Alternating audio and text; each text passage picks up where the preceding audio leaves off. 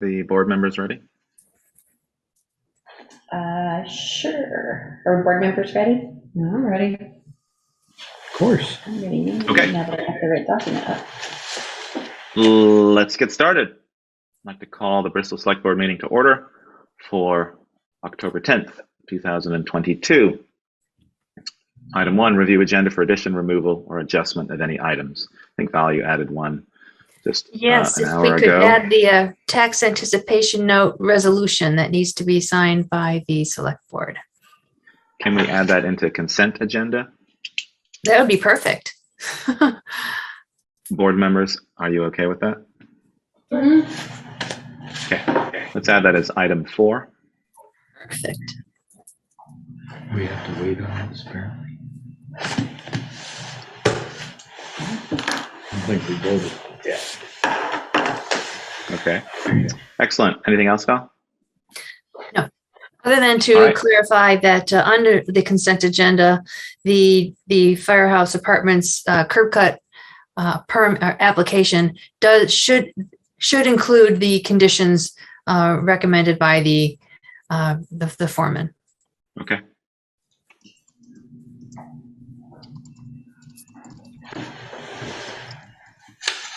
Okay, excellent. Number 2, overview of Zoom meeting operation and procedures, rules for participation. Please mute your microphones and be recognized by myself, the chair, if you wish to speak. Item 2, public forum, opportunity for anyone to speak 5 minutes or less on an item that isn't on tonight's agenda.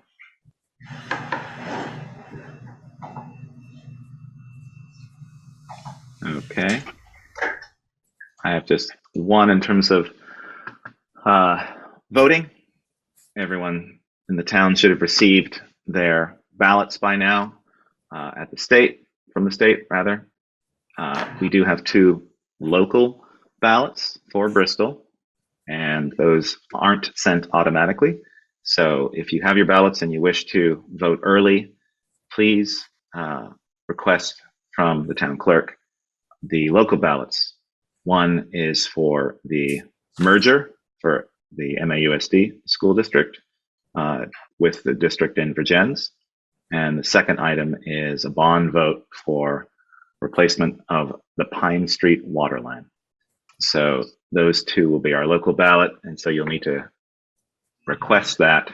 Or if you're voting on the day, you'll obviously get them when you come in. And when you come in, please bring the ballots that you received in the mail. Don't leave them at home because those are the ones that you'll use when you vote on the day. Are there any informational meetings scheduled for the merger, Ian? Yes, there are 2. There's going to be one on October 18th, and that will be here. And then there'll be a second one on October 19th, and that will be in Virgins. And I believe there might be another one set up. I know that Linda Andrews with the Democrats was looking at doing a possible meeting. Because there's already 2 going on, she may not do that, but I think information was offered to her, and so she's trying to set that up as well. So yeah, plenty of information. And also those 2 meetings, one on the 18th and one on the 19th, they start at 6 p.m. At each of the schools, and there's also at 5:30, they're going to have a tour of each of the facilities. So when you said the 18th here, I thought you meant Holly Hall. Yeah, so did I. It's a good thing No, you said at the at school. the school. Yeah, and then there'll be another one at Holly Hall on, let me just get my calendar here. So let's see. Right, so merger study, public Q&A on the 18th at Mount Abram, and then at Virgins Union High School on the 19th. And then there's another one, where is it? Here we go, November 1st, merger public information meeting. That's at 6 p.m. in Holly Hall. And I assume upstairs. And that's on November 1st. And that's all I know. All right, so that was public forum. Department head roundtable. Let's start with Bruce, Police Department.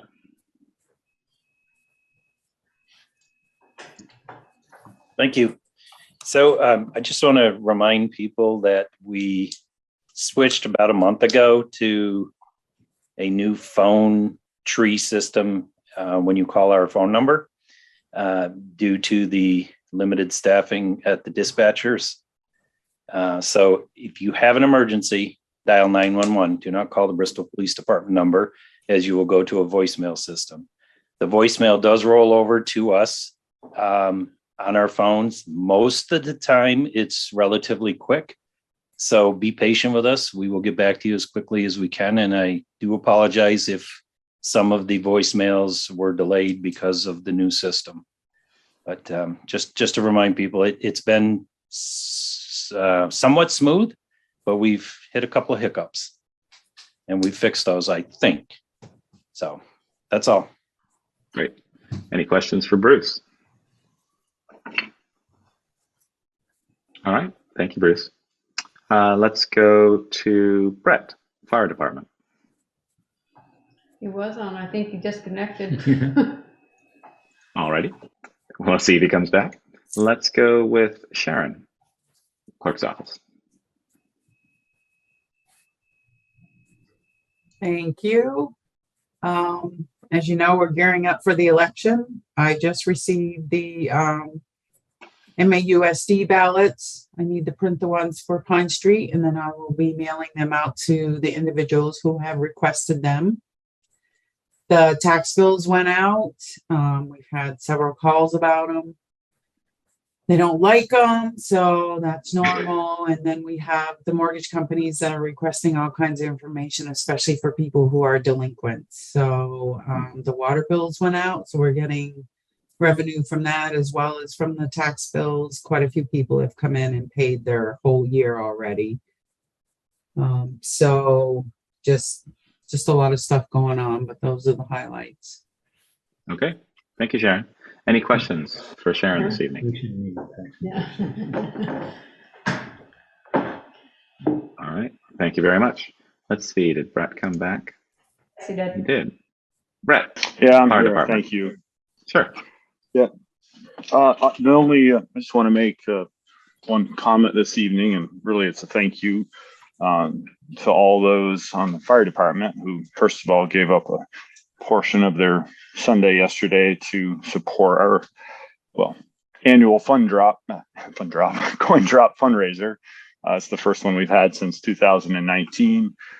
Certainly we appreciate the board and your support of this annual event. It's very important, and it was a very successful day.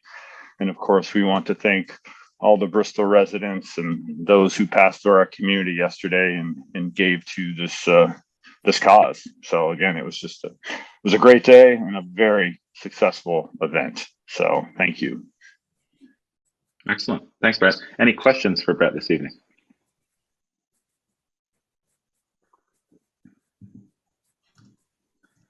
Okay. Thank you very much, Brett.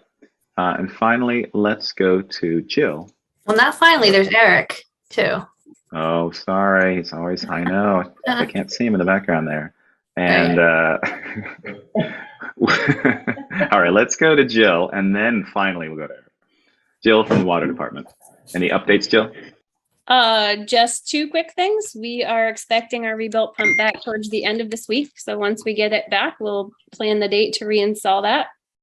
And we will be starting to winterize hydrants starting at the end of next week. It's always done right around October 15th, unless we see super duper warm fall weather, which right now it's looking like we're going to get some freezing temps coming in the next couple weeks. So we'll probably stick with that October 15th. So winterization includes the 9 hydrants that don't have bleeders on the bottom, opening up the blow off at Sargent's, shutting off a number of services at the rec field, etc. The creamy stands already asked to be turned off. So it just kind of kicks in all of the winter is coming and shuts certain stuff down that needs to not freeze. So just a heads up that that's coming. So again, if anybody's operating hydrants, just give us a heads up which one you're operating. They all have little hydrant tag numbers on them now. So you can even say the tag number is this. Just kind of makes it even more obvious which hydrant it is, besides the fact that they're pretty well located near certain known structures in the village area, on certain roads that also make them pretty identifiable. So that's pretty much it. All right. Thank you very much. You're welcome. Any questions for Jill? Yes, any update on the status of the generator and the other install and pump, one of the pumps that's down? Okay, so that was my opening. We are supposed to get that pump back by the end of this week. Once Okay. that is installed, then the VFD install can be finalized, which would probably be the following week. Okay. Once that's finalized, we will be on the continued 3 to 4 to 5 month wait for the second VFD. Okay, thank you. I didn't quite catch all that the We're first time. we're getting there. We're just, the big piece is to get that second pump back in line once it's rebuilt by Roger. Thank you. Then they That's- can come and finish the install. Yeah. All right, All right. thanks. That's good to hear. Thanks, Jill. Yep. And finally, Eric. Up to the table. And Nah. don't trip over the phone cord. So, we started getting the trucks ready for winter. We got one of them ready to go.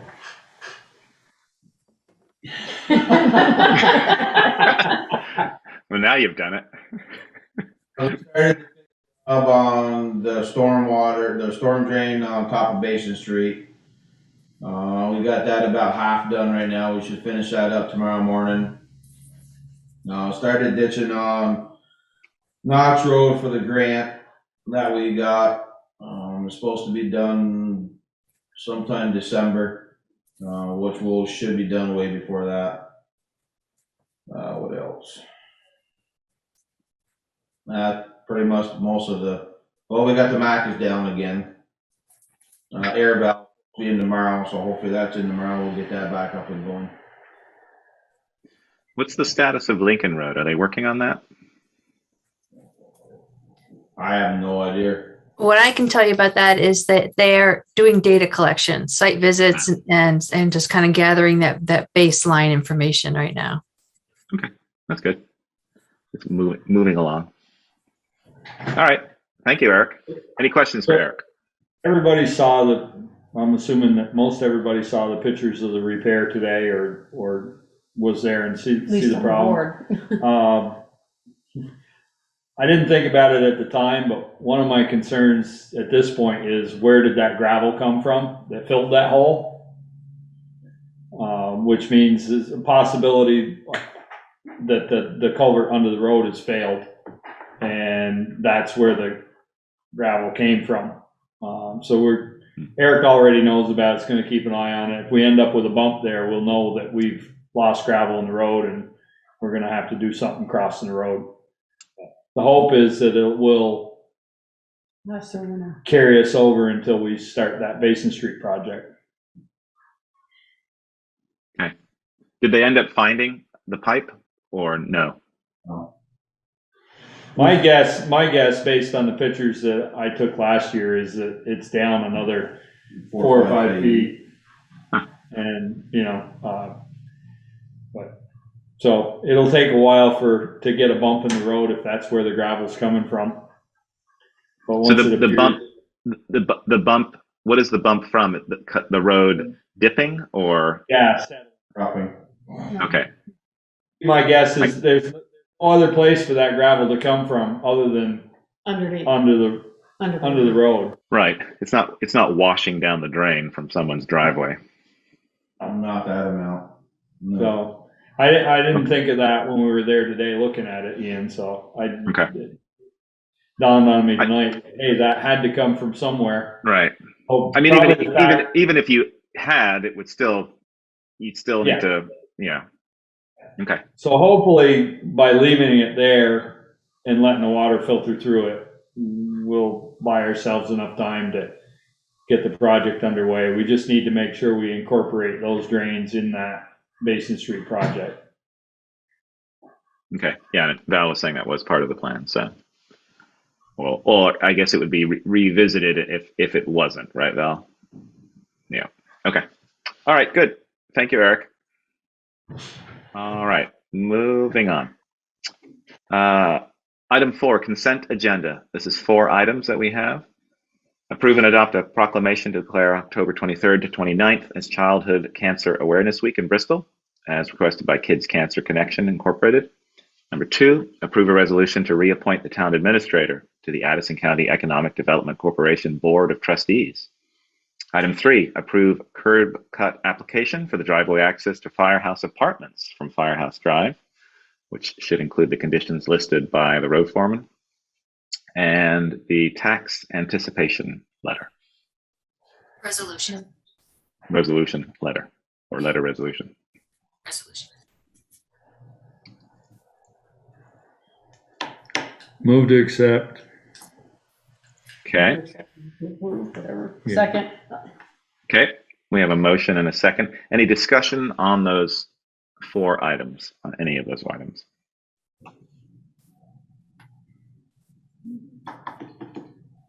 Seeing none, all those in favor say aye, raise your hand. Aye. All those against, nay. Motion carries. Thank you, everyone. Thank you. Okay. Moving on. Item 5, regular business. 1, continue discussion regarding options for a future location of the Bristol Police Station and steps forward. Michael Perpal of the Cushman Design Group, I believe, is on Zoom tonight with us. There he is. Yep. Hi, Michael. All right. Hello. Val. Well, Michael was involved in the design process for the Stony Hill Business Park project, but it's my understanding he was also involved in the the design of the fire station. And so he's here tonight to help let us know. And for those of us who weren't part of that process earlier, this will be new information.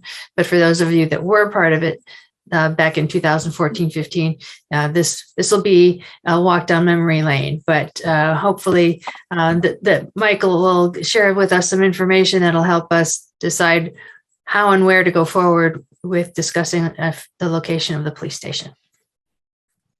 Yeah, thank you for having me. I forwarded some visuals. I don't know which if I'll be sharing those or if that's to be Well, we can make you a co-host. So why don't we do that? Yeah, that's the process. That's great. Yeah, my screen's all wacky right now. Let's see. Michelle, can you guys do it on your side? Yeah. I have all these windows popping up. I can't find things. So yeah, while that's getting set up, yeah, my name's Michael Perpal. I'm an architect at Cushman Design Group. I actually joined the office in 2016, so I was not part of the firehouse project. It was, I think, completed construction when I was showing up. Valerie won't let me. I made you host. Oh, okay. It won't let me. Got it. I shall try that. Let's see. So Milford Cushman, the owner, and at the time, Andrew Valansky was the architect of record for the project. Got it.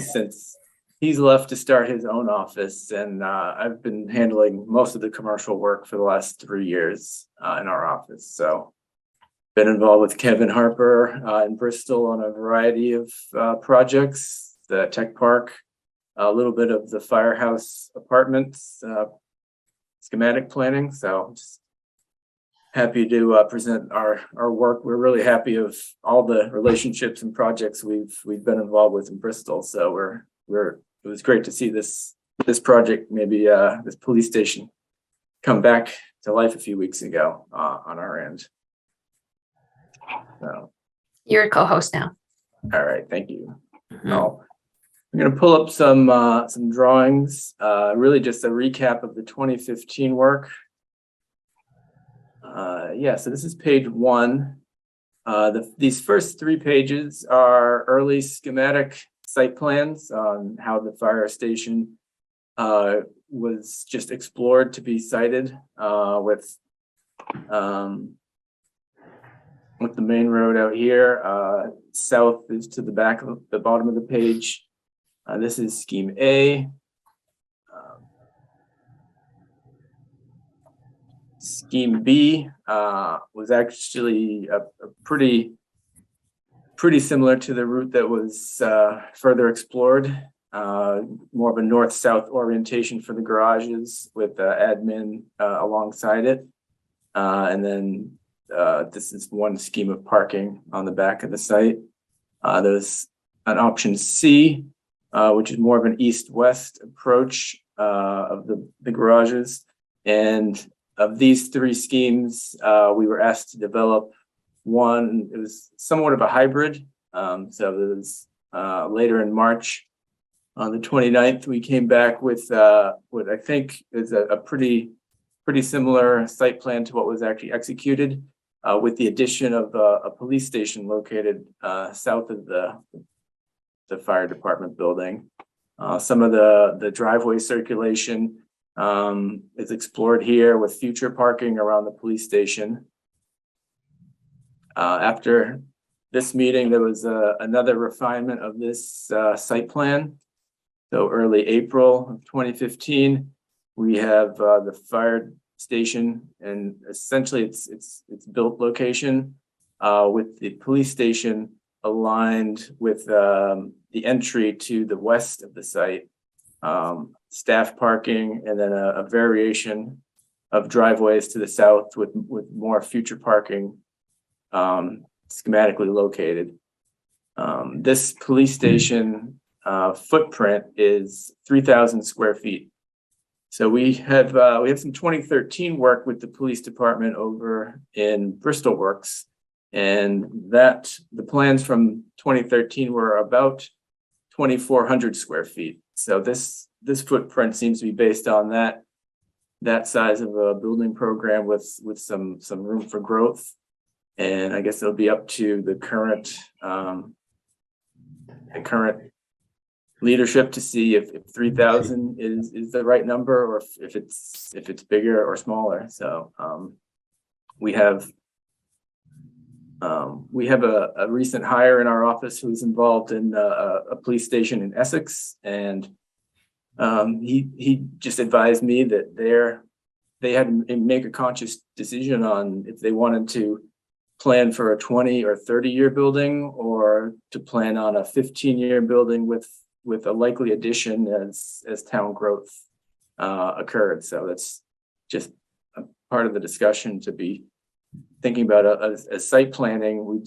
If you can get to a reliable footprint size, that's going to help inform the parking and the rest of the site and the stormwater and a lot of those factors. So I'm sure there's been a lot of thinking about that along the way, and that'll be key to some early stage site planning. The rest of this packet shows the development of the fire station. A part of the alignment of the police station with the south fire station entry was a thought of potentially using some of the common spaces within the firehouse, potentially having those help support police station operations. So on the first floor at the south entry, there's a conference room. The elevator and the stair are immediately at that south entry. And then on the second floor, aligned with that is a big training and dining room. So whether or not that idea is still appealing, that was part of the thinking that went into the placement of the building where it is on this site plan.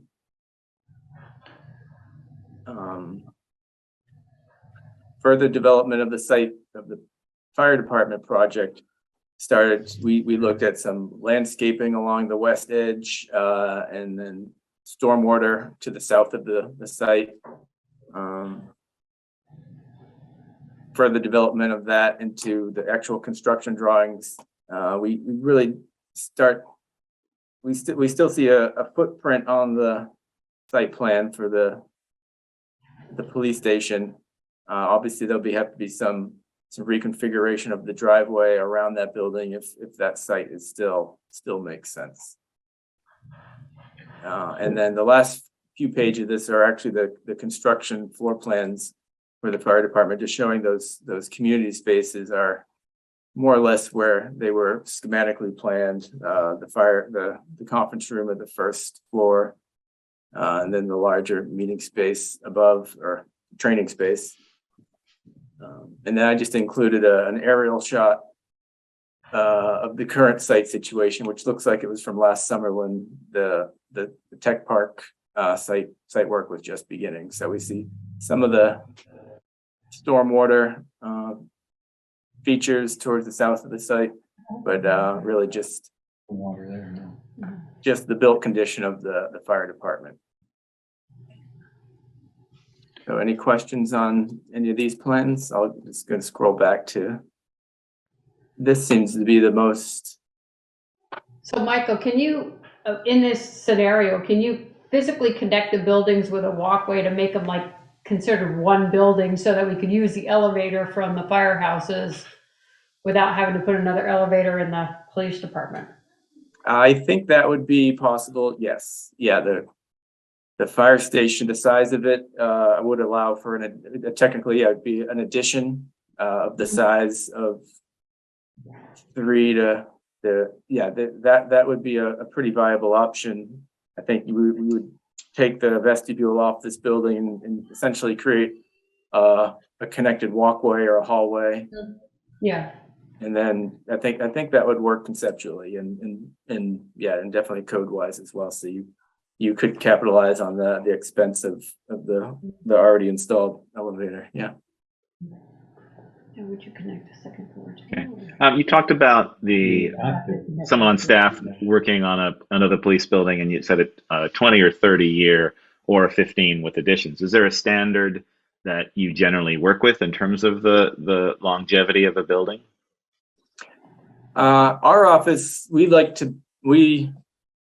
the long view on all our buildings. We do a lot of renovations of historic buildings, which we take down to the studs and really plan for a long term. The fire station, we don't do a lot of municipal buildings, so I can't really speak to that. But I think I don't know the population perspective of Bristol, so I think that would have to be a town discussion. See what's likely to happen over the course of the time, if expansion would even be anticipated, or if I guess that's what I'd say to that. Right. Yeah. Right. Okay. But obviously, the longer thinking is better. Just in terms of, not having to redo stuff in 10 years or 15 years. But obviously, depending on what can be supported here in a town of our size. Right. And along those lines, we'd recommend planning for this project with an allowance for a potential addition. Say that could just be another 50% of square footage. So if 3,000 square feet seems like the right number now, we could similarly draw some dotted lines on the plan for a 1,500 square foot addition, should that be necessary. Okay. Bruce, do you have any questions? No, I don't. Not at this time, anyway. Okay. Are you happy with? Sorry, go on, Peter. Is that 3,000 square foot building 1 story or 2, or do you in the plans? On this drawing, that's the 1 story area. So if you were to go 2 stories, that would double. Well, it would double you to 6,000 feet, or it would reduce your footprint. Right. Sure, right. Those are both good options.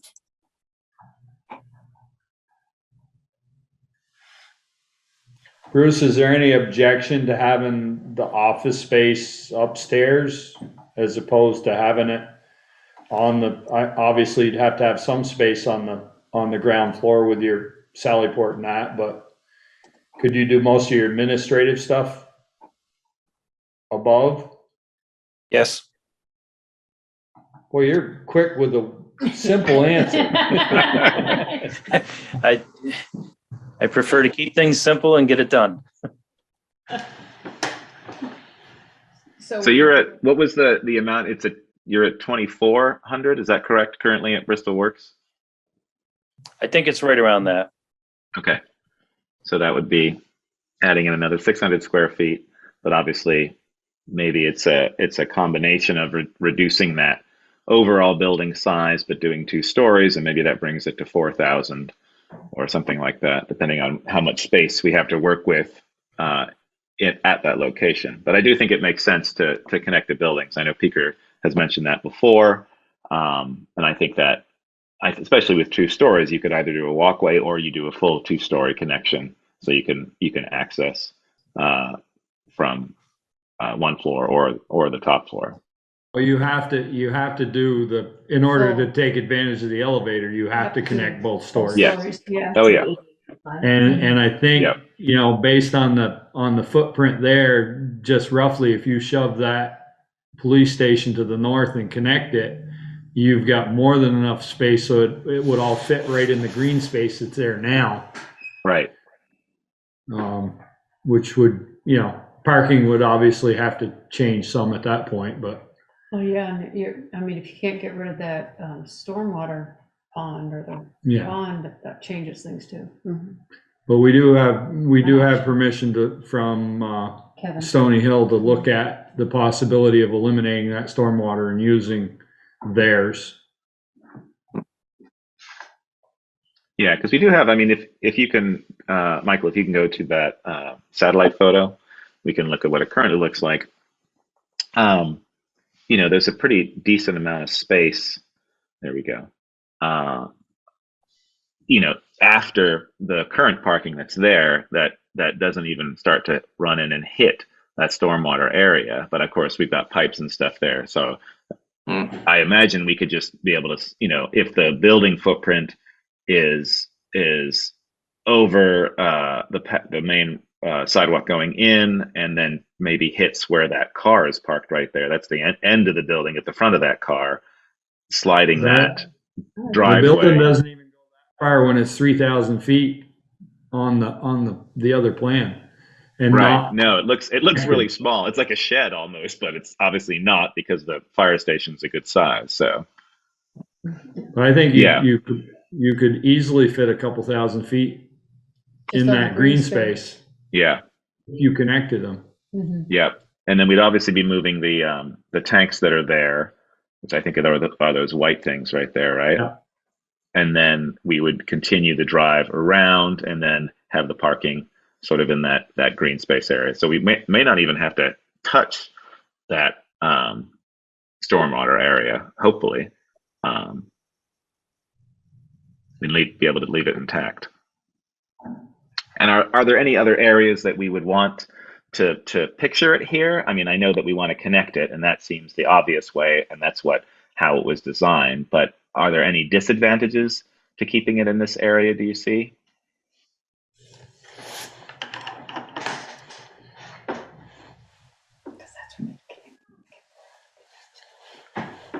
Disadvantages to placing the police station here?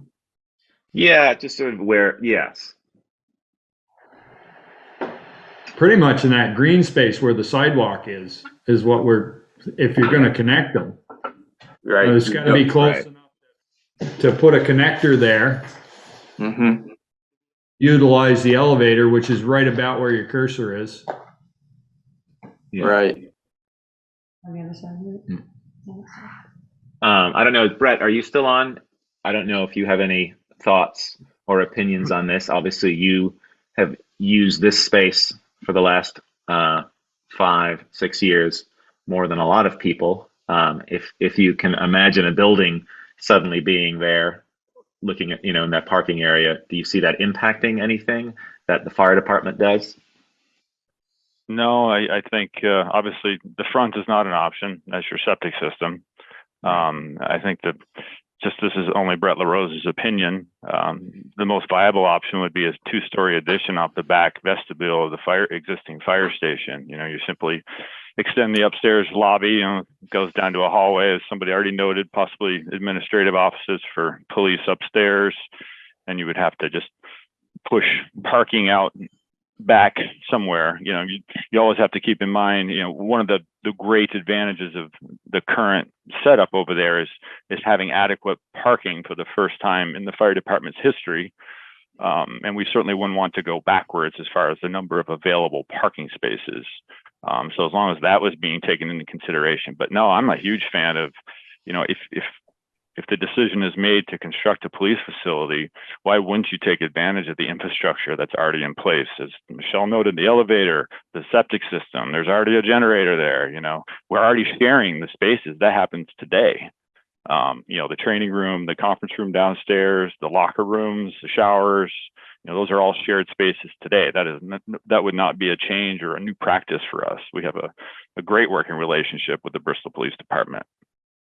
Okay. Brett, what about outdoor trainings and other flushing of water and stuff to maintain the equipment and those kinds of things that you utilize the open space for?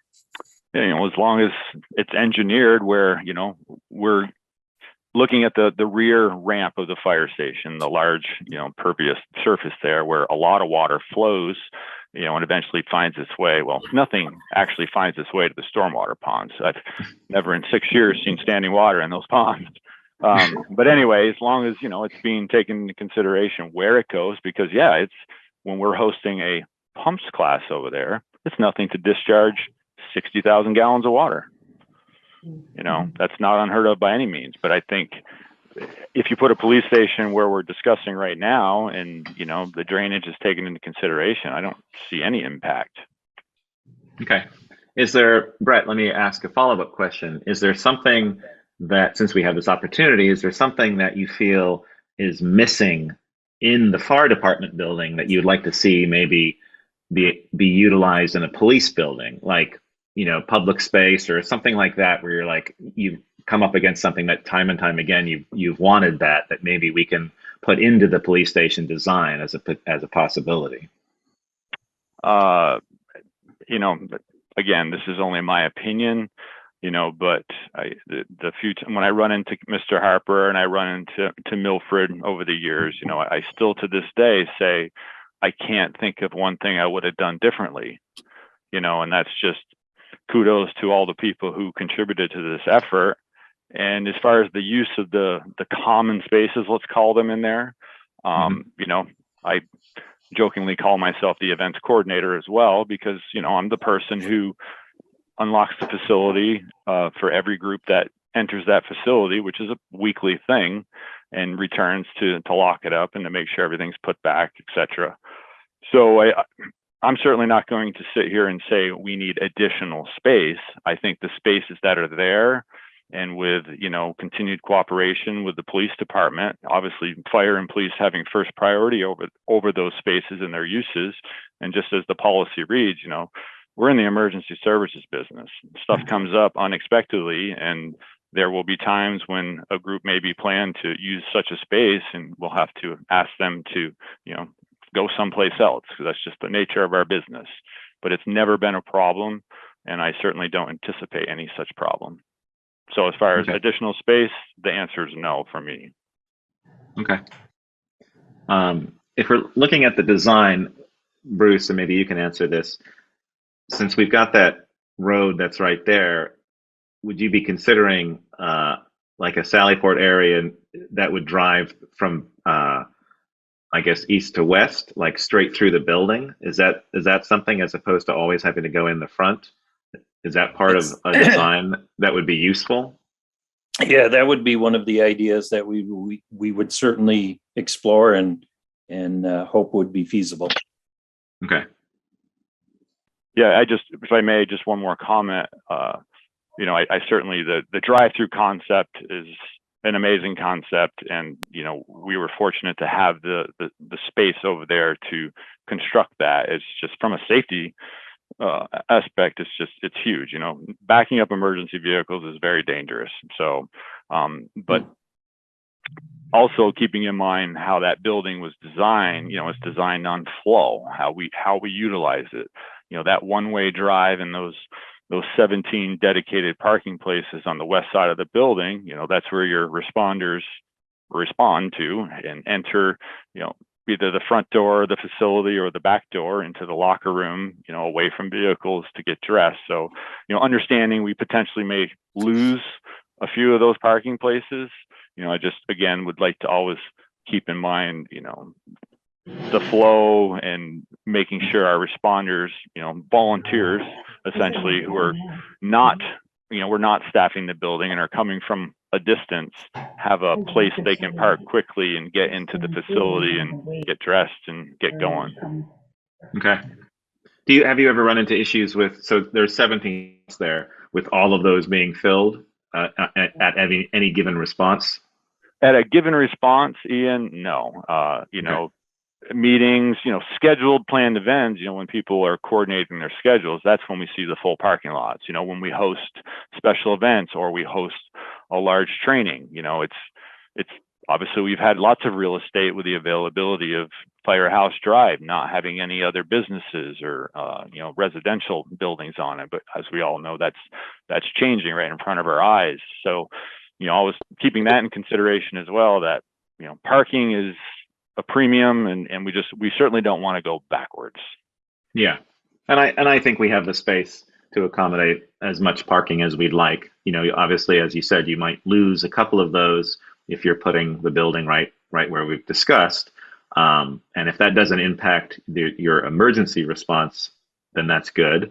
And I think we can make that up with additional parking to the, I guess it's the south of a new building. Yeah. Okay.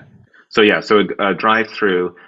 Bruce, are there any particular things? Obviously, have been in your space at Bristol Works for a while. Any particular things that feel that you're missing from your building now that you would like to see in a potential new building? I'm sure there are, but that's something that we could further discuss once we have an idea of what the footage, the footprint looks like, and work those details out. Okay. Any other questions from the board for Michael? I'm thinking that maybe if we're doing a conceptual drawing, we want to keep it somewhere between 3,000 and 4,000 feet if we're going to go 2 stories. I think the room is there, and I'd rather be a little bigger than what we need right now than a little smaller than what we need in a couple of years. Yeah.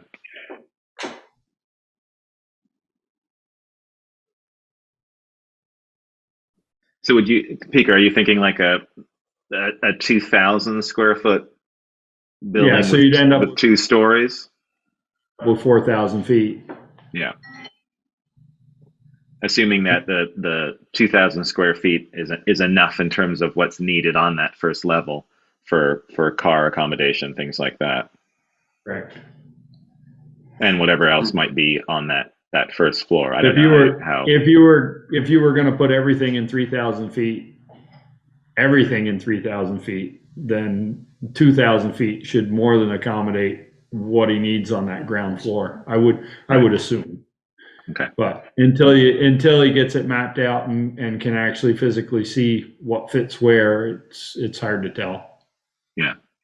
Yeah, I think that's a good starting point, starting with a 2,000, but with 2 stories. And let's see what we can put into each of those levels, if that's going to be what we need, and also to get an idea of how that road and parking might look, how far we need to move that southwards to accommodate. Right. Val, how do you want to proceed in terms of next steps on this? Well, that's a good question. I guess we would need to find out from Michael and his team, perhaps ask them for a proposal for going forward in terms of timeline, cost range, estimated cost range. And because obviously Michael is, at least I don't think, is prepared for that tonight, although maybe so, but I don't think so. Not quite, no. Right. No, we needed to have this conversation first to talk about, to kind of narrow the scope down to what we're focusing on. Right, yeah, And we didn't expect that at all, Michael. So that's fair. Oh, Thank you. we expected drawings to build with tonight. What are you talking about? Yeah. We can propose, we could put together a proposal. We would, I think we would title it Master Planning Schematic Design Proposal. More like a feasibility study, something along those lines to just explore the building size, possible floor plans, floor plans to explore the possible layout. And then, so site plan and floor plans would be included, just so we can start to map out the areas, the flow of the site, the driveways, the parking, all those factors. So we can put that together. Fantastic. And get that over. At what point would an engineering firm be brought in to work on this civil side of things? Pretty soon. Once the building floor plan was in good shape, where we had confidence that that's essentially the building that you wanted, that's when we would have a civil engineer get involved to make sure that the septic and the stormwater and the parking was all really, what we can do is plan our best route for that, but that's where we really need their input. So that would probably be, could be 2 or 3 months after we started our work. Mm-hmm. And these site plans were with Green Mountain Engineering, which I'm not sure they're operating. No, anymore. they've closed their doors, but the engineer who did the bulk of the work on the fire station and Stony Hill Business Park, he's now a consultant who might in fact be available to work with us on this. I haven't contacted him. I'm just speculating, but maybe it would work. Yeah, that would be that would be a really good route to explore as a plan A. To the extent we can build upon the knowledge that's already in place, I think would be very helpful. Absolutely. Agreed. Yes. Okay. What do you need for that, Val? You just want to proceed? Do you need the board to approve anything to move forward on that? Well, let me ask Michael when he thinks that a proposal might be available for the select board to review and decide, kind of give the green light for going forward. Okay. We could have that by the end of next week. So within. Oh my. So that would be in time for the next select board meeting, which is the 26th. That 2 weeks from today? 2 weeks. Yes. Actually, it's Yeah, the 24th. Oh, the 24th. Okay. Thank you, Sharon. A Monday. It's the next Monday. 2 weeks from 2 weeks from today on Monday. Yeah, we could have a proposal put together definitely by then. Okay. Well, I think that'll be helpful for the select board to kind of see what the road looks like going forward. Sure. Yeah. Perfect. Yeah. All right. Well, thank you very much. I appreciate you joining us this evening. You're welcome. Thanks for having me, and I'll follow up with Valerie. Terrific. Excellent. Thank you, Yeah. Michael. Yep. You're welcome. Speak soon. Good night. All right. Any other details we want to talk about on this particular agenda item, or should we move on? You can still get into ours. I'm good. Okay. Item 2, consider the proposal to mine gravel from the New Haven River. I think Michelle might want to take the lead on this one. I'll take the lead on this one. We, when we were doing our tour, our little bus tour around the town, Peter and I were talking about the river and all the rocks and gravel that comes down from all the storms that we've had. And he said it was like rerouting the river down by the second bridge. So I had reached out to Kristen Underwood and asked her about it, and she put me in contact with a couple state people. So I reached out to them, and they are willing to come down and meet with us so that they can see what we're talking about. and basically said that as long as we comply with our plan, our town plan, zoning regs, whatever, and the need is really there, like there's really a change in the river, then they don't see it as a problem, so to speak, but this is the state, so.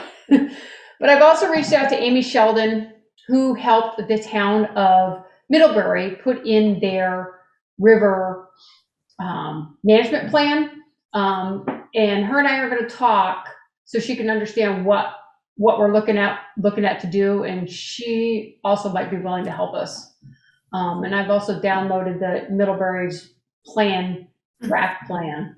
I haven't read through it, but I did download it, so I'll have that too. But the state has offered to come down, so I thought if everybody was on board, because Peter can talk better than I can about where it changes in that. So if you can scroll down a little further, Valerie, so no, the other way. Other way? The other way, the church, beside the church. Yeah. Down more? No, straight down. Straight down. Keep going. So right about where your cursor is, the water used to go, if you can see a gap in the trees, to the left of the cursor. No, the other way. The other way. A little further. There you go. No, further. Further left. Further left. Right This there. gap? Right there, that gap there. That's where the water, that's where the river used to go. Wow. And now it runs further north, and it made that big hook up top. And I'd asked Kristen after we did the project down in South Bristol about mining from there, and she said it was a possibility. So Michelle just is better at following up than I am, obviously. So so given that, let's say we get the go ahead, how much is there? Is it worth mining because there's a great deal there, or? Well, the Lincoln Road has gone in there twice. And it's also taking out property from people to the north, right? Yes. Where it's eroding. Yeah, it's eroding all the bank on the north. Yeah, it's going up there and swirling around. So now it's way up there. Yeah. You know, maybe I was wrong. Maybe it is that first spot there that's open. I was gonna say, I think you're right. I think that's right there. That's where it's going now, up through Right. there. Mhm. You're thinking. So Maybe the where- first spot where it's open, where you can see the water, is where it was originally. Go back up, Val, back, push your, yeah, so I think that's the right one, right there. No. Nope, over. Right Right there, yeah. Yeah. That That one river's up between taking the a hard trees. right, Peter, right Like, there. Yeah, like Going up this, there. Holy. like this here, right? that's where it's going now. That's where it's going now. It used to just come around there, this way. Yeah. Okay. So I think, I don't know how old that photograph is, but I think that may be 2022 22. Oh, Yeah. satellite photo. because I think know it's that, worth looking at. yeah.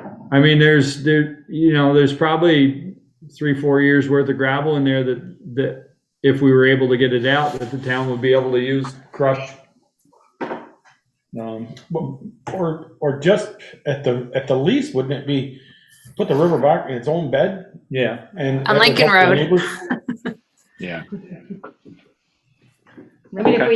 if we had been able to mine this, you might have been able to use it for the repair on Yeah. the Lincoln Road. I mean, there's got to be a ton of our rock down there because it's not showing up in the river. It all got deposited somewhere. Mhm. Pushed to the north, and when it turned, it settled there. But I think it certainly bears taking a look at it. Okay. Okay, so I'd you want me be to reach out and agreeable see if I can come up with dates? At least that you and them can get Yeah. together. I don't know that I need to be involved, but I can coordinate it. I'd like to be involved. I'd like you to coordinate it though. Yeah, You- sure, you- I can do that. Oh, yeah, you get Right. across, I know you can the get equipment most church, anywhere, Peter, yeah. but you Okay. can, okay. Yeah. Well, where it's ended up now to the far north, it looks like it's almost the end of that what's that called? Rockydale? Rockydale Road. No, that's not called Rockydale Road. What's that little Oh, that little road The there. little road that the few developers. Yeah, where Sean and Steve live. Yeah, I Yeah, can't think of what's the the name name of of it. that road? Which one? Sean Smith and, Steve. Phil Taylor. Bedell and If you put it back there, Valerie, you can see almost. If you put that, Want the image back up? yeah, one more time. I just asked how accessible the site was, like, can we get equipment down here? And it seems to be the you answer, can get in yes. from the back end of the church there. Slide it down a little bit. This way? No, the other Yeah. way down. It's river. It's not the right way. Right there, see if you, that last house there, it's almost green grass. Yeah, it's taken their backyards Yeah. now. Mm. See, right in there, you went right in there and took Well, you that. can't go down over there. That's about a 50-foot bank. Oh, okay. Where you gotta go in is over where it shows it back. Go back up, Val. How far? By the church? Yeah, Keep right going up. where it says New Haven River there is, Yeah. yeah, if you go in back of the church, you can go right down in there. Okay. You can cross the river? Well, I don't think, the stuff we wanna take out is Oh, on yeah, the, is on the side. left-hand Okay. side of where it says New Haven River there. Yeah, okay. No, the other New Haven River. To the right. Right There you go, that one you there. go. You want to take all that out. Yeah, But don't you think the other stuff at the other end where it's eroding, that, I think Stuff that too. stays. You wanna Yeah. put the river back over here. and- well, no, I didn't know if some of the gravel was being deposited out there. as I well. don't think it is. I think, Okay. I think it turned it. Mm-hmm. It turned the river and it's Okay. washing that out. Yeah, okay. This is going to be a stupid question, but I'm prone to that. There are no stupid questions. Does the river flow north and then hook around and come around Yes. that way? Yes, Yeah. it does. Okay. Right now, it's going to the right there. It's Immediate go- right. Yeah, no. No, keep Yeah. coming back. Where you said New Haven River to the About where right. it says river. Yeah, and then it right goes to through the there, right, through the right tree. through That's that. right. Right Oh through my that God. Whoops, gated sorry. area. Woo. Yeah, okay. Yeah. So I have a question in terms of the property. Who owns property? Does the town own property around the river, or is it the property owners around the river that own the river? It's the property owners. Property owners Okay. usually own either, depending on how they label it, it's either to the edge or to the center. It's usually to the center Okay. of the river. Right. So obviously we need to be State- working with the property owners there if we're doing any digging and taking out gravel. Right, there's a date in the surveyor's Yeah. code. that- So I'll try and figure out a time. I'm assuming during the days and you're more available now. Daylight would be best. Yes. I wasn't thinking Saturday. Jimmy's but- got a question. Right now, I don't have anything else. Ian, Jimmy's Sure. got a question. Jim, One question, guys, does the Army Corps of Engineers have to get involved in this? The state will probably tell us that. Yeah, I would imagine they So will. you cover it, you know. Yeah, anytime you do anything in the river over a certain length, the Corps has to be involved. Yeah, it's good to get in touch with that. Thanks. okay, thanks, Jim. All right, so Michelle will reach out and we'll continue discussion on this at a later date. I'm gone the first 2 weeks of November. Okay. All right, excellent. Thanks, Michelle. Thanks, speaker. Item 3, consider increasing the mileage reimbursement from 45 cents to match the federal rate, which is now 62 cents. 2.5 cents. Val, can we just make this as standard to say whenever the federal rates change, it changes here? That's what I propose. That's what I recommend. Sounds I'll good. make that and- motion. And However we need to as a make matter it. of fact, very few employees submit mileage reimbursement requests, so it would not be a huge impact. But it would be a huge impact to those employees.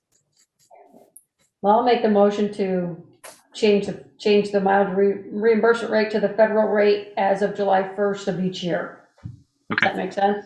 Sometimes I would look at it, I'd change it to every 6 months because it changed in January and it just changed again. Well, I'm saying, whatever the I get the federal, federal whatever rate the will federal work, rate change it. changes. Right, each or year. just whatever the federal rate is. I'll second Okay. Michelle. All right, we have a motion and a second. Any further discussion? Hearing none, all those in favor say aye, raise your hand. Aye. Uh, All those Great. against, nay. Thank you. Motion carries.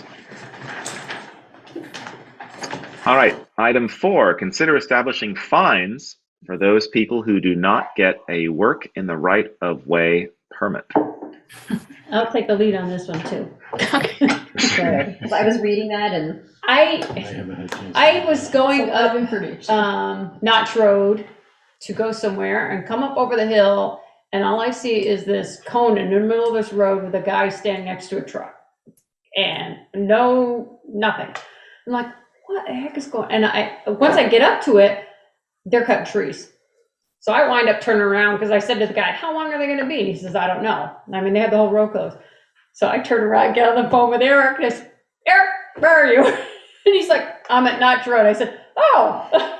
So after I went all the way around to get to where I needed to go, I met up with Eric and I said, well, what's the ramifications if they don't get one? He said, there are none. I said, well, then why does anybody get one? So I think we really need to have some kind of something that says, make it hurt. If you don't get one, there's gotta be some ramifications. Otherwise, there's no reason to apply and get one. So as I noted in my report, the Vermont League of Cities and Towns established a model, what they call highway access policy. And it covers curb cuts and it covers work in the right of way. And I included a link to it on the website. Yep. It's definitely a different application and review process than we currently have. And what they advise is you can adapt this policy to whatever fits your town. But it does include some nice enforcement and penalty section. And it's a policy of what they've drafted. So it's not an ordinance that has to go through that whole posting and all that stuff process. Although we'd still, if we did go in this route, whatever route we go, we would still, of course, let the public know that this has changed. So anyway, that's an option. Who does the Is there any- enforcement? Right, I was gonna ask that question. I didn't hear the question. Who issues the fines and who does the enforcement? Is that Well- gonna have to be a Bruce thing, or is that the zoning administrator, or? I think the select board can designate any number of enforcement officials, whether it's Eric, myself, Bruce, or another officer, any law enforcement officer, constable. Okay. And I, depending on which route, it would be a civil penalty. So perhaps a ticket could be issued, or some other approach. I haven't studied it very, very closely, but might be something we want to look into. I gotta ask. Would we need, So, hold on. nope, go on, go ahead. So Green Mountain Power stops and changes the little street light, the truck's in the roadway. Or we see a lot of Contel, Waitsfield Telecom, or Xfinity, which is Comcast, doing up on a pole or up on one of them things. You'll see the wires coming into it. Their van's in the road, yellow light's going, and the cone's beside it.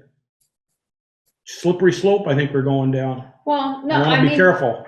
personally, to me, they should be, and I don't know if they can do this with every town, but apply for a work in the road right away every year. That's good for the year. Yeah, that's good for the Kind of year. like driving on Like weight the permits. Weight Yeah. permits, right. Because if they had to get a permit for every time they have to stop work on a pole, Yeah, no, I would say that they should, That makes we should good email sense. all of them and say, you need to apply every year for this permit. That makes good sense. Otherwise, if we're gonna go this route, they get fined. And at that point, we can also inform them that they need to comply with the NUTCD's. The new policy. standards, yeah. Yeah, which they don't, Yes, I know they don't. Oh my. especially Comcast. Yeah. Yeah, I wouldn't be opposed to doing it so that those companies were once a year. So, yeah, so. I don't think we could do it on a, because it could be any given time. We don't want them saying they're not coming to Bristol when we have a windstorm because they don't have a permit to work. Right. So Baker, you're saying the utility companies? Yeah. Like Comcast. Everybody. GMP, you know, Waitsfield, any of those could get a once a year, but the smaller people who are just doing piecemeal, then they have to come in and get it. Regular contractors would have to come in and get one. Yeah, okay, I got you. Yeah. Now, under the new policy approved very recently by the select board, work in the right of way permits now are $100. So would we assess this $100 fee once a year fee to them? Why not? Yeah. It's once a year. It's not like we're asking them to pay every time. Right. So To me, that's why we make minimal. an exception for them. Mm-hmm. I mean, either they pay it or we fine them when they come to work. Right. Well, I mean, are you doing it? I Are you doing I it think- for $100? Or are you doing it for $500 because it's a year? You know, what's the One permit thinking is one there? permit. Yeah. Yeah, but I would the think. one, but yeah. I mean, you could get a Wasn't the local idea- contractor coming in and paying $100 and having 6 jobs that they're doing throughout the year, potentially, right? Well, I think that, I think that that's acceptable, but I think when you go, if you go to do a new house and you get a curb cut, you're gonna pay for that work in the right of way at the same time. The contractor's not gonna do that. So I think it's two different. I think it's, Two different scenarios. yeah, I was kind of wondering when we did that, I was kind of saying it's gonna be a pain for a contractor who does bounce around and do a lot to come in every time and pay that $100. You know, there's a lot But of then they times- should just bill it back to the property owner that they're doing the work for. Well, they probably will. Yeah, I'm sure they will, but I can see, Pushback. I can see a lot of pushback on it. Like Joel says, it's a slippery slope. I don't have a problem with it being incorporated in the permit process. But if we're gonna require contractors to do it, I think we ought to afford them the same luxury that we would Comcast or Green Mountain Power or Waitsfield Telecom. And allow them to pay $100 and be able to work for a year. I think they still have to notify, I think Interesting. the contractors would still have to notify us. Right. Whereas somebody like the power and phone company, if they're just going up a pole, I don't think, Somebody's house. yeah, I don't think we will want to make them notify us every time. I mean, they got a transformer out in the middle of 1 a.m. on a Sunday night in the summertime, and Eric's sleeping. I don't think Eric needs to be woken up and said, "Oh, we're going to be working in the right of way. We're gonna honor our commitment. We paid you $100." All right, but, okay, so that, say we get the contractors, they get a work in the right of way permit. They're required to follow the MUTC standards as well, and if they don't, then what? Or you can shut them down. You can send them. Can you find them? As of right now, no. No. But I think, I I think, can tell them to stop working. I think that's also different than the utilities. I think that we should be notified, or Eric should be Notified that. Public they're Works working. should be notified that they're gonna be working. Right. You know, I'm gonna be changing your driveway culvert Right. in the right of way, you know. Then he knows it's happening, and Interesting. I have to have my permit to do it. So currently, if Eric's not notified, like the example that Michelle gave driving up the road, like how much does that impact our Public Works department? Is Well, it a Eric gets thing the that, phone call that says, "Do you know they've got the road closed?" And he has to leave whatever he's doing to come check it out. right? I mean, I don't know, did somebody complain to you that day, or did you? Yeah, just you. happen to be no, Yeah, I you. didn't. He was already up there. I sent Chris up for something, and he come across it, and he called me, and I said, all right, come back and get me, and I'll go up and talk to him, so. So Eric, you went up and talked to them, and what are you telling them? I just want to get an idea of like the scenario and the situation that we're trying to improve upon.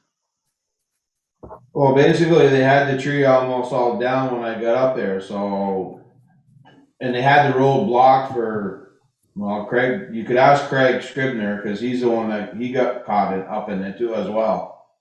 But my guess is they probably had the road blocked for a good 15 minutes to a half hour, cleaning up the tree that they knocked down. And the tree ended up getting caught in power lines. from what I've been told. And they finally got it out, and then that's what ended up blocking the road. But I will say, for what it's worth, they did do an excellent job cleaning it up after they got done. We didn't have to go back and do anything with the road and everything, but they didn't let the public know, no signs at all whatsoever. They just had a guy on each end. And they weren't really directing traffic, they were just kind of standing there. Yeah. Okay. All right. So that's what we really want to improve. It's not necessarily like, yes, it's nice that the Public Works Department knows about this. So if Eric gets a call from an irate resident, he can say, yes, they're working in the road. But what we're trying to improve here is safety mainly. So you know what's happening. At least you can understand what's happening in the road, and you're not, maybe going around a cone and running right into something that's going to damage your car or damage you. Did they say, well, we didn't know we needed one? No, he knew he needed one. I talked to one of them before. The time that I met you was the second time that I went up there. The first time I told them that they needed to get signs up, and they said, all right, we'll go find some. And then they Go find some. They found two people instead. Let's get a piece of cardboard. Yeah, wetting this way. I know. But yeah. Okay. All right. Can Yeah, I ask? I'm Wanted cut? It Okay, is. okay. Yeah, I'm fine with the $100. I mean, the $100 we upped that cost a little bit just to cover the town's costs of doing these permits and the administration costs. It's not like this is a money earner for us. And Well, that we're actually, trying there was we're- no fee whatsoever Right. for all this time. Right. And it's So it's a new fee. it is some time to do this, right? It changed around a little bit. So it's not like we're trying to make money from this, but it's obviously we don't want to, as Speaker said, we don't want to inconvenience people to a point where they're like, they don't even want to work in Bristol anymore because of all of our red tape. So we should think about that, like trying to make this as easy as possible. And I think having the $100, if you want to keep it at 100 for the whole year, or it's 100 per incident, I mean, I think that's beneficial to a lot of people, especially utilities and contractors who work in the area. That seems like a good thing to do.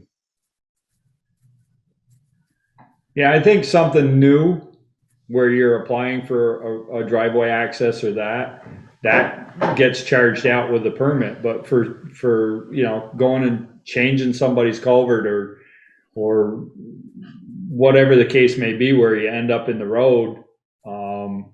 Yeah, like tree people, yeah, arborists or whatever. We could, and if we make this change, we could notify obviously utility companies and arborists and things like that. They're the ones who really are going to work randomly at random locations, potentially in the road. So. Well, I know like last year I did some work for Bristol Works where I was, taking the pavement out right up to the edge of the road. And that would be something that would be an extra added cost for the customer if. Yeah, but not to interrupt, but don't they get that money back at the end if No, everything is okay? not anymore. No. Oh, they don't get that back anymore? No, because this is for administrative costs, your cost of going out there and examining and Oh, okay, make sure gotcha, that's. gotcha. Yeah. No, we changed that. Okay. Remember, and it's going to your budget, Eric. Remember that? You're right. It's your little nest egg. Yeah. Don't spend it all in one place. No. We're gonna build you a new building. I think something existing is different than something new. I think we should leave the work in the right of way with a new water line or a new Driveway cut. curb cut, or if somebody's doing a new house and they have to get a curb cut, that would include the water line. The work in the right of way would include the water line, so we wouldn't charge them $100 for that. $100 for it's a the water line and $100 for the driveway and $100 for the power. Yeah, It would all be covered. Well, the way it's currently structured, that there would be $100 fee for the work in the right of way and $100 fee for the curb cut. Correct. Yeah. But we wouldn't charge them another $100 Right. to work in the right of way for the water. and another $100 to put their power to the pole if the pole was in the right of way. Right, yeah, correct. So One we're work in the gonna right just- of way covers that whole business. Yeah, For For that yes. project. Right, for that project, yeah. for Yeah. new construction. Correct. And So, then so for given that we've just we've approved that new form Mhm. for working in the right of way or curb cuts, looking at the VLCT one, that includes language for that kind of form. Do we want to? Is the next stage maybe Val, you would work up a version that we might take a look at Sure. for the fines side of it, but also be able to include language and maybe alter the form that we just did to include maybe language that would incorporate for the fines as well as maybe something else in terms of what the VLCT suggestions Well, are. I think it goes beyond the forms. The select board would need to adopt a policy. And so I Okay. think the next step is to develop a policy that outlines all of this Okay. and explains it. And we currently don't have a policy for this, correct? You said you No. can And find when I one? first Okay. came on board, I looked for a curb cut policy. Other than the standards, that one page of standards that sometimes does and does not get photocopied on the back side of the permit, I could not find any policy or Okay. ordinance that related to curb cut access. So I think this would be a good direction. Okay. At least some form All of right. it. Okay. That sounds good for me. Anyone else have any questions or comments regarding this item? I'm going to bring up a little story that my carpet cleaner from Burlington area tells me in Shelburne. We're getting there, people. When he goes to Burlington and takes his 4-inch hose, suction hose, and his 1/2-inch high pressure hose into a house, he has to close the sidewalk down and pay the city $100 for a job that cost him probably $150 to do a piece of carpet in that house. Are we going down that road too? I'm So, sure he's passing that cost on. to Oh, his sure customers, is. Yeah. But so if one of the Main Street owners down here, or not even Main Street, one of the people can't get off the road, can get off the road, but crosses with a high pressure hose and goes in and has their carpets cleaned in their house, any street with a sidewalk, and crosses over the sidewalk, is that our next step? I just think we're creating a problem. They're not working in the right of way. They're parked in the right of way, but they're not working in the right of way. Well, Comcast was parked in the right of way, and They're working there though. they're working on a pole up above. But that's still the right of way. It's still the right of way. The The poles pole are in the right of way. But their van is what's got to go around it. If they could do it with a ladder like they used to do, and they don't anymore, but I just think we're creating a problem that we're trying to create something that we probably No, don't. the problem is already there. I mean, to me, the problem is already there. Yeah. We just don't have any way to, we enforce don't have it, any way to right. enforce. I mean, it's not Joel, like do you being a feel problem. that it's something that shouldn't be enforced? Is that where you're going? That No, I'm not that you're saying concerned, like enforce. if we create this? I wouldn't mind a blanket permit for working. If you think you're going to be blocking the street or working in the street, okay, they come over and pave my driveway, and the paver has to go out to the edge and back. Pay $100 more for that permit for an hour worth of paving in 2 hours. Not if that contractor. If I'm going to the edge of the road, If the contractor gets a work in the right of way permit, which he needs it regardless. So if you let him get it for $100 instead of charging him $100 each time, if he does 10 driveways in town, it's only $10 being passed on to the customer. It's not $100 for each one. So we'd have to create something that differentiates between parking your vehicle on the road and working, right? That, kind of thinking like Greg Butler came and did work at my house. He parked his truck, On the road. on the road, but the work was in my yard. Yeah. So would he? is that the same as the Comcast guy? The pole is off the road. That's what I'm asking. up That's there. what I'm trying to. He might be going I'm and trying to reaching the differentiate side. No, he's that. working in He the might right be of way. working on, but that bucket on his truck might be parked on the side of the road, and you're fixing the spot, or Green Mountain Power is fixing your front thing hooked to the side of your house. Yeah, Your electrical. I'm trying to, how do we make that clear, or does it need to, I'm trying to make it work in my own mind. But I agree, we need to be able to enforce what we have, or what's the point of having it? So, I don't know the answer. Well, let's let Val Let's let create Val- something and then we Yeah. can, yes, please. Maybe in this policy, we define what work in the right of way is and is Maybe not. it's something of, if it's going to be over, I don't know, pick a time. I don't think time has anything to do with it. It's actual physical work in the right of way that's what you need the permit for. So, see, like if you're. Parking a if vehicle- Butler, if he's parked on the side of the road and then he drives the lawnmowers off his trailer into the road, technically. like I said, we're, But, a mean, that's couple out of state doesn't know anybody. Car breaks down, tire rolls right off and breaks in one of our not a pothole, a very smooth road, but the tire came right off. And AAA shows up and they gotta change the tire right there. They're working in the right of way. See the slippery slope I think we're going down? I A wanna little be bit of careful. common sense goes. I get it, Peter, but sometimes policies and common sense, it's like, Montpelier, when they get there in January, they open up the windows and throw common sense right out the window. And I don't wanna do that here. I don't know if we've got that big a problem yet. So, Maybe include a caveat in the definition about emergency situations. Yeah, that's true. But I do feel Joel's right. That's why I was asking Eric, like just trying to get an idea of that situation and what we're trying to do. All summer long, never got a permit.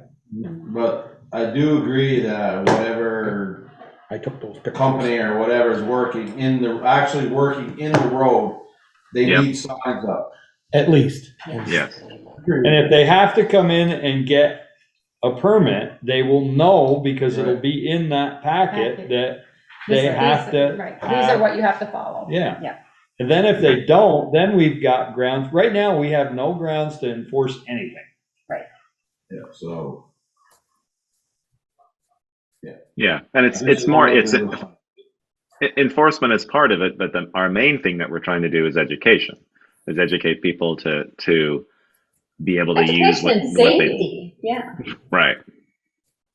Yeah. Yeah. Okay. Now, I haven't been able to hear all of Eric's comments, so I'm curious to know what Eric thinks about this approach that we're going down. I'm fine with it, doing a blanket permit for people, like, utilities and contractors that work majority of the time, say in Bristol. A blanket permit is good, fine. But they need to notify you or I when would like to be informed of what they're doing, yeah. Okay.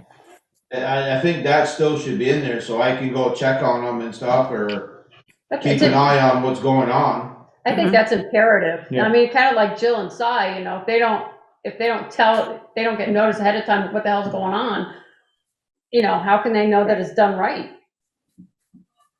But Jill, any comment on that, Jill, or the direction that we're going with this particular policy? That actually happened at the end of last week in a pretty big way. And there was an instrument of pain that created a moment of aha for the contractor. So, meaning, a 4-inch tap in a main, didn't bother to let the water department know, made a big fat hole in a water main. We were livid. So, there was a way to handle that, which was very appropriate given what it is, and handled pretty quickly by the contractor. But yeah, I feel like Eric's utilities are the roadway and the sidewalks, and our utilities are the water and the sewer lines. And also Eric's got the stormwater infrastructure too. So he's got quite a bit going on. And but our biggest concern and why we might seem like, our feathers are ruffled anytime we see a machine in town, it's because we're like, oh man, they didn't even call us to mark out the water lines. What if they hit something? Somebody puts a tap in without the water department there. And it's like, how do you know that they didn't get junk in the water line and that people aren't going to get sick and that it's watertight and that you're not dumping, millions of gallons a year in the ground? So it's really just comes to, for us, it's the safety of the systems, it's the protection of the systems, and also just, wanting things to be done in such a way that they're adding value to your water in your sewer company and adding, not taking functionality away for Eric and for the highway department, making sure nobody's going to have a car accident because of it. And what Jill is referring to is the project. I issued a stop work order on the project that Jill was referring to pretty quickly, I might say, and and it worked in terms of the pain that was inflicted. So that was our means of enforcement at that time for that situation. Yep, we had a conversation and we definitely explained that it's very clear in the permit. You didn't abide by it. I thought it was wonderful that Valerie pulled the paperwork together quickly and that the contractor, the lead contractor took it well. The site contractor didn't take it as well, but they all did what they had to do to get back in order. Mm-hmm. And they're back in order. It's a matter of just the permit not being read as it should for that particular incident, correct? And not a lack of education on our part, on the town's part, to inform people. It's that the information didn't come down the tree, from contractor to subcontractor, from owner to contractor to subcontractor, all those details. That's a policy we just put in effect not that long ago too. Right. Yeah. So, I mean, I see it as something similar. Mm-hmm. Okay. Yeah. I asked not to point fingers, just to see if there was a breakdown on the town side, not educating, and how do we prevent this for future connections? This type of enforcement, the word will get around. Mm-hmm. It's also a communication issue between whoever gets the permit to pass that information down. Of course, the contractors, as Picker knows, they dial DigSafe, and we don't belong to DigSafe. No, but they tell you have to call your water operator because they don't belong. Right. And but you didn't get 48 hours. You didn't get 2 hours notice on the one on Saturday that I called you, correct?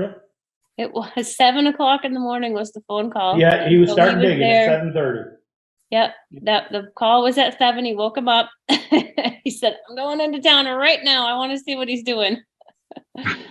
Yep. Even though no stop work order there, but they weren't tapping into the water line. But it needed to be visual to you guys before they buried it. You had to see it. And it was I hate to sound like a parent, but it was an improvement on the past. So I kind of was like, okay, we're making steps. We're making steps in the right direction. Joel, you brought up belonging to DigSafe. Is that something that we can belong to? Is there a reason why the town doesn't belong to that? I don't know why we don't. The water department's pretty. The water department. It's $25. It's $25 a call. I don't know if it still is. Jill probably can. It's $25 a call for every time somebody calls DigSafe in your area that you have to pay to belong. Okay. Yep, I think you're right. I mean, we don't belong to DigSafe, so what happens is it just goes to, they're supposed to call the town, which they then call us and ask us if we can dig it up. We can mark it out. We're pretty swift about it because we don't want people hitting the water lines. So do we call DigSafe? Does you as water operators call DigSafe when you're opening up Oh yeah. I call DigSafe. Now, years ago, I looked into DigSafe membership, and I don't know if the per call fee has changed. Back when I looked into it, it was $1, just $1 fee per call. But to become a member, you also had to provide them some very detailed mapping of your system, preferably in a GIS format in a particular format for their system. And I don't know if that's something that Bristol was in a position to do. So I don't. Right now, I'd much rather have our water operators would. marking it out than to have somebody DigSafe mark it. Because DigSafe, usually they've dumped up 2 spots that I've had to do for the bank. They hook onto the power or the communication line going up that pole, and then they go with their wand along the ground. With the water, I'd rather have our operators find it. Okay. All right. Yeah. It works out good because then we can kind of peek in and As Right. we don't know about the project, so we can kind of peek in, and if we see that they're getting awful close, be like, how's it going? You know, the water line's right there and you're about to hit it. Right. Or see that it's undermined if possibly they dug right underneath it, or who knows? There's all kinds of things that happen. Okay. All right. Thank you, Joel, for that information. So we're in agreement that Val is going to work up some wording for us to look at the next meeting, potentially, Val, a couple weeks. Well, I can't guarantee it'll be for the next meeting. There's a lot on the plate right now. I mean, it doesn't have to be. I'm not No, suggesting it no. needs to be Well, in 2 yeah, weeks. but- it'll be in the in the pipeline. Okay, nice. Okay. Any other questions, comments regarding this particular agenda item? No. All right, moving on. Item 5, American Rescue Plan Act, ARPA funding update. I do not have much to report. The committee met and they are going to be continuing to look through the over 500 community responses for recommendations. I will be adding a column to the matrix regarding other funding sources that might be available for certain projects that have been listed. And then we'll review that and other things at the next meeting. So at the next meeting, I think we're going to be beginning to refine some of the recommendations for the ARPA funding. And perhaps, Ian, perhaps you have other things to add to that. The one question I had, and I sent it to the chair of that committee, and I was told that it would probably be at a further meeting, would be, we have our list of 500 ideas, and many of them are repetitive, by the way. right, yes. There's a lot of overlap and a lot of similar suggestions, but one of the questions I had was sort of how, if some aren't detailed, how do we make them more detailed? Is that the response of the ARPA committee themselves? Is it the responsibility of the person submitting it? Like for me, I've submitted a bunch of things. I'm happy to go in more detail just because I submitted them. But I think for others, it would be, maybe it's just a sentence or just a couple words in terms of what they should do. And if it's something that people is just a small bit of information about a particular suggestion enough for someone to be interested in it to then pursue it further. So I'm not sure how we're going to do that or how the committee is going to do that. And I don't know if it would then become the select board's responsibility to sort of flesh out some of the ideas that are being put forth. I think some of the overlapping ideas do include some level of detail. Not all of them, but I think when you go through all the lists and kind of combined the similar concepts, that some of them do have some more detail to them, and others won't. Like deal with affordable housing. Well, how are you going to do with that?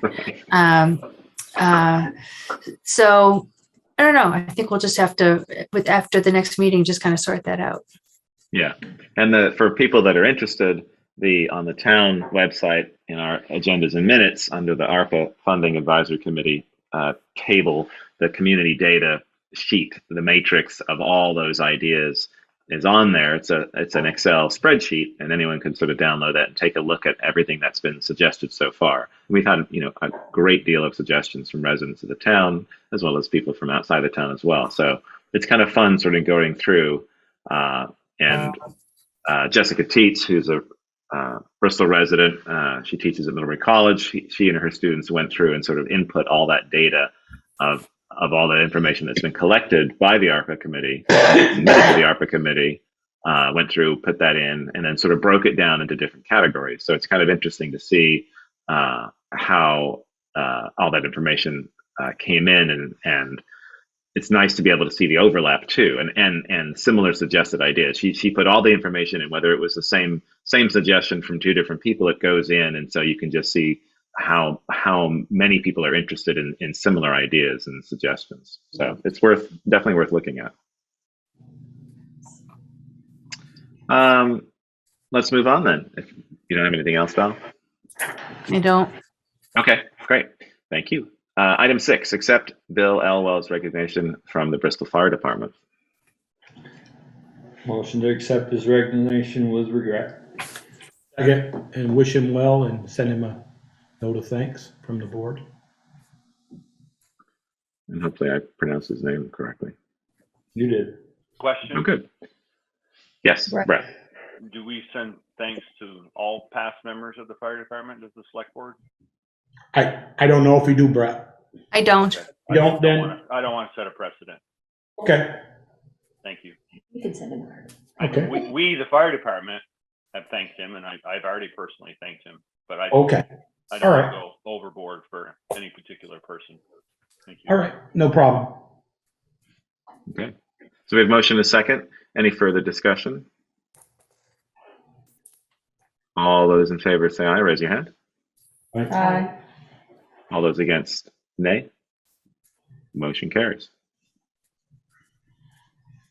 Okay, moving on. Item 7, review and approval of the September 14th and the September 26th meeting minutes. I didn't get a chance to look at them. The September 24th meeting minutes were sent out this afternoon. The 26th is still in progress. You mean the 14th? 14th. Yeah, well, what September 14th were sent out earlier this afternoon. Yeah, I haven't had a chance to look. You want to push those?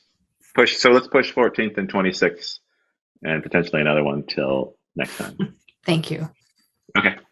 Item 8, authorize accounts payable warrant and any liquor licenses. Sharon, anything interesting happening? Okay, I don't know if you saw my note on the AP regarding the generator, whether we should go ahead and pay the second installment. Right now, we have a finance charge of over $500 on it.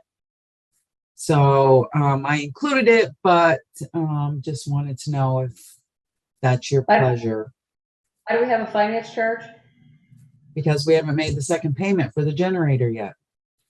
When And I was know it we're due? getting close, but we've been holding the payment. So the other question is do we fight the finance charge because we haven't paid it because of the issues that are going on? But that's not my call. I would say we fight it, being the fact that we didn't get our generator for almost a year and a half, No kidding. and yeah, Yeah. I mean, I would pay the second payment, but I wouldn't pay the finance charge until we argued with them. I would agree. Okay. And who will be the person that will contact them and let them know? I believe that should come from the town administrator. Or the treasurer. Treasurer authorized to pay the bills that we tell him or her to pay. I think legal stuff or opinions of the board ought to come from the town administrator. I don't know. I look at that as it's a deal. We can direct him to make that communication. I mean, but I guess it doesn't matter. I mean, Val's got enough on our plate. I don't see why Anthony can't do that. I'm fine with Anthony doing it. I think it's just it's a bill, and we're not going to pay a finance charge because of the service that we've received and how long we've waited. Okay. And second, there is a liquor license. This is for South Mountain. It's their third liquor license, not third liquor license, but number 3, whatever. They only do it for 6 months at a time, so it's up again.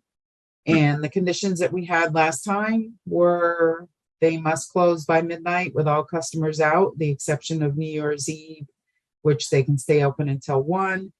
And the other one is they must close the overhead door by 10 p.m. if there is music. So those are the two conditions that are typically on the first and third license. So if you don't have any other conditions or are fine with that, then I will approve it in the system tomorrow so that they can get going with that, because it expires at the end of this month. So Okay. And those were Bruce's conditions or the police department's recommendations, I believe, from last time. Those have been on their liquor licenses all Yeah. along. So Bruce, have there been any issues with that business and the times and stuff like that? No issues or concerns. Great, fantastic. Okay, yeah, I'm fine with keeping it as we've done it in the past. Okay, I will add those conditions and then approve the request. Is the board happy with that? Yeah, works for me. Do we have to sign those, Sharon? No, it's through a portal now. I'm the only one that does. If Okay. you want to sign them, then I print them and you can sign them, but they don't go anywhere.